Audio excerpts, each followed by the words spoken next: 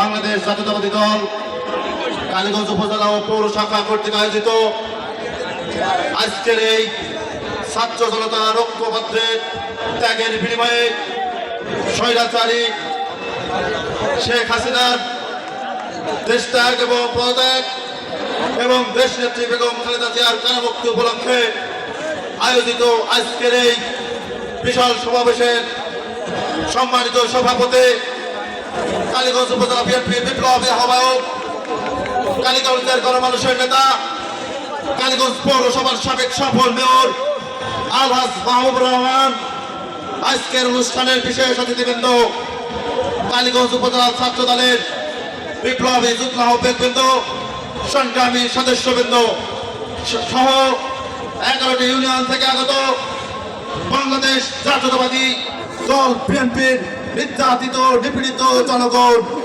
সকলকে জানাচ্ছি কালীগঞ্জ উপজেলা ছাত্র দলের পক্ষ থেকে রক্তিম শুভেচ্ছা এবং বিপ্লবী অভিনন্দন।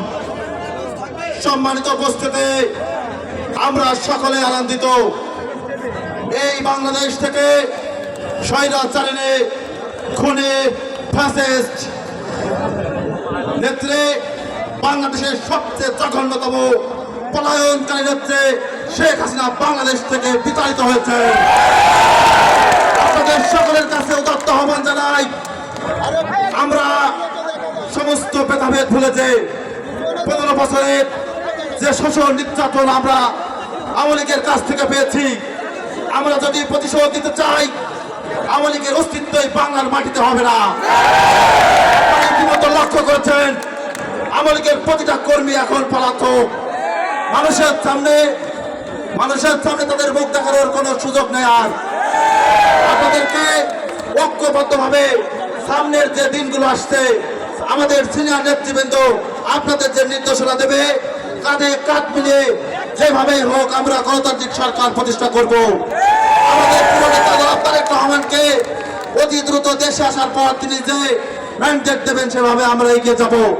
সেই আশা এবং আহ্বান জানিয়ে আপনাদের সকলকে ধন্যবাদ জানাচ্ছি।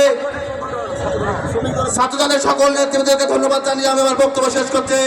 খোদা হাফেজ। বাংলাদেশ জিন্দাবাদ, বাংলাদেশ জাতীয় দল জিন্দাবাদ, শহীদ প্রেসিডেন্ট জিয়াউর রহমান, দেশ নেত্রী বেগম খালেদা জিয়া জিন্দাবাদ, তারুণ্যের অহংকার তারেক রহমান জিন্দাবাদ, কালীগঞ্জের গণমানুষের নেতা জয়নাল সাইফুল ইসলাম ফিরোজ ভাই জিন্দাবাদ। সকলকে ধন্যবাদ।